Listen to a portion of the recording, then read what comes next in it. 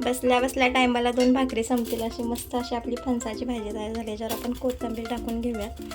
दिसायला पण किती भारी दिसते बघा. हाय फ्रेंड्स, नमस्कार. मी दीपाली तुमचं मनापासून स्वागत करते आपल्या एका नवीन व्हिडिओमध्ये. तर आजचा व्हिडिओ असणार आहे एक रेसिपीचा. तर गावावरनं मम्मीने भाजी आणलेली फणसाची, तर त्याची रेसिपी मी तुम्हाला शेअर करत आहे.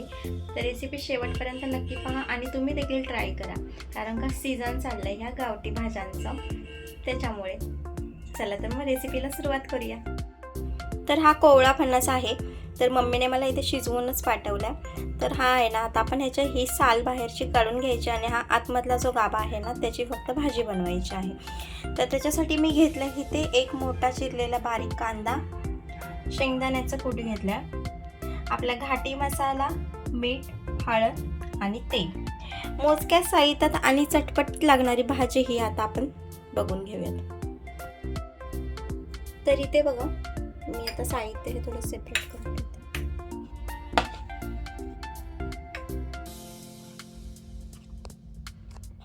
थोडासाच दे, भाजी खूप छान लागते. तर इथे बघा, असं ना आपण त्याची साल काढून घ्यायची.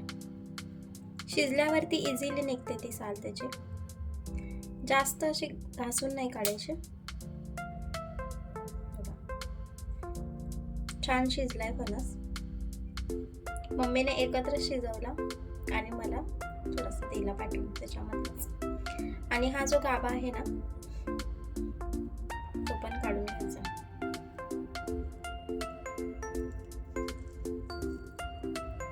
याला ना चीक जास्त असतोय.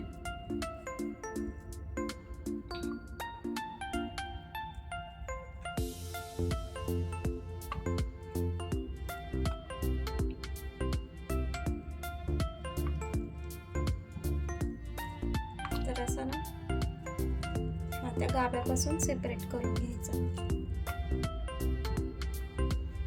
गावठी भाज्या आता खायला जास्त भेटत नाहीत. जोपर्यंत थोडे वयस्कर माणसं आहे तोपर्यंत आपल्याला ह्या गोष्टी भेटणार आहेत, नाही तर आपण कुठेच हळूहळू ह्या गोष्टी सगळ्या संपत चालल्यात असंच वाटायला लागलं. मला ह्या गावठी भाज्या खूप आवडतात, कारण का आमची आत्ती होती ना तेव्हा म्हणजे नेहमी असायच्या गावठी भाज्या खायला वगैरे. प्रत्येक कोणते पण सीझन असू दे ना, त्या सीझनची भाजी घरी खायला यायची, कारण का तिला खूप हौस होती गावठी भाज्यांची वगैरे, त्याच्यामुळं मग ते आणायचेच.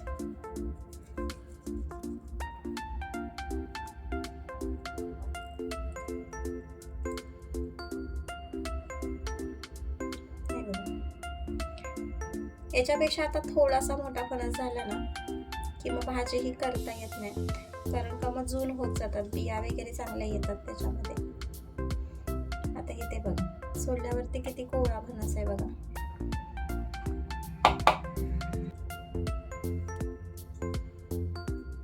भाजी खूप छान लागते.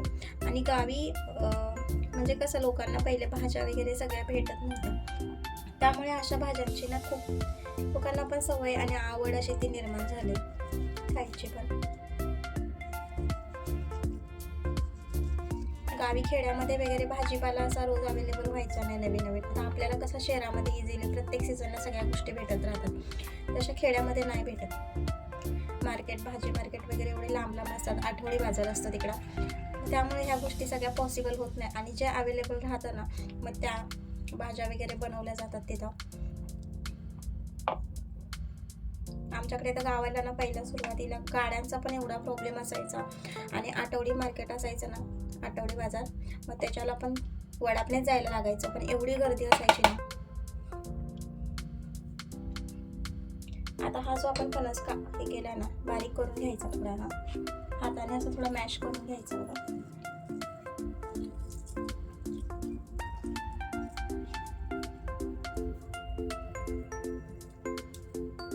छान असं चुरून घेते. तरी ती ही भाजी आहे ना मी चांगली चुरून घेतली. आता याच्यामध्ये टाकायचं आहे आपल्याला चटणी आणि मीठ. हळद आपण कांद्यावर टाकणार आहे आणि शेंगदाण्याचं कूट.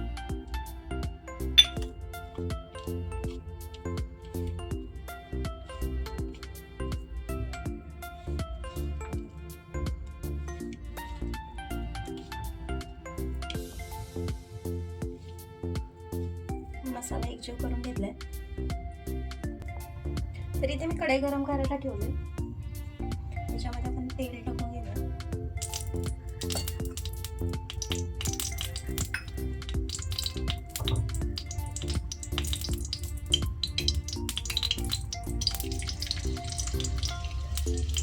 कांदा टाकूया. कांदा थोडासा जास्तच लागतो म्हणून थोडा जास्त घेतलाय कांदा. तर कांदा चांगला ब्राऊन कलरचा होईपर्यंत आपण ह्याच्यावरती भाजून घ्यायचा.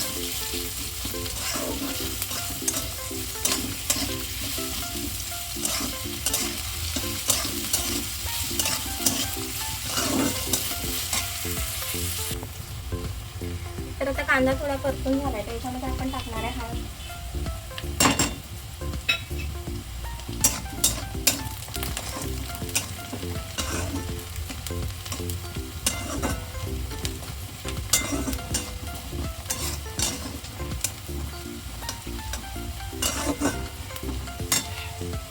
आणि आता आपण टाकणार आहे फणसाचा बारीक केलेली भाजी.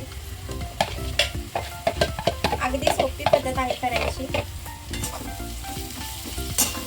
चांगले एकजीव करून घेऊया.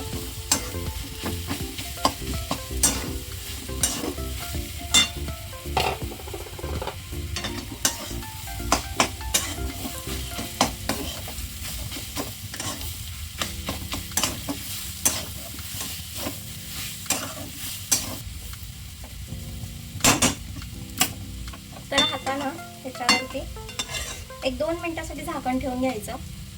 पाणी वगैरे काहीच टाकायचं नाही आहे. फक्त असं तरी झाकण ठेवून घ्यायचं आपल्याला.